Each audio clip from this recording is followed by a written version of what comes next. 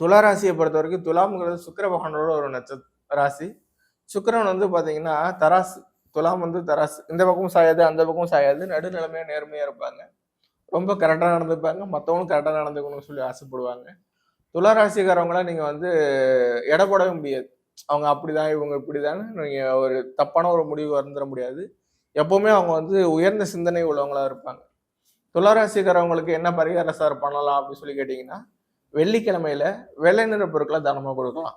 அதே மாரி white colour dress அவங்க வாழ்க்கையில அதிகமா யூஸ் பண்ணாங்கன்னா, அவங்க போட்டுக்கணும். வெள்ளை கலர் ட்ரெஸ்ஸ யூஸ் பண்ணாங்கன்னா, இல்ல வெள்ளை கலர் முழுமையா போட்டுக்க முடியல அப்படின்னா, வெள்ளை கலர் டிசைன் முக்காவாசி வெள்ளை, மத்த கலர் காவாசி இருக்கிற மாரி கலந்து போட்டுக்கலாம். சில பேருக்கு ஒயிட் பிடிக்காது. அதுக்காக சொல்றேன். ஆனா, வெள்ளை கலர் துலா ராசிக்காரங்க யூஸ் பண்ணாங்கன்னா வெற்றி அடையலாம்.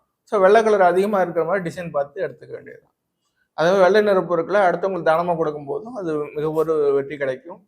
எனக்கு தெரிஞ்சு வெள்ளிக்கிழமையில அம்மன் கோயிலுக்கு போயிட்டு மல்லிகை பூல அர்ச்சனை பண்றது ஒரு மிகச்சிறந்த பரிகாரம் துலா ராசிக்காரங்களுக்கு.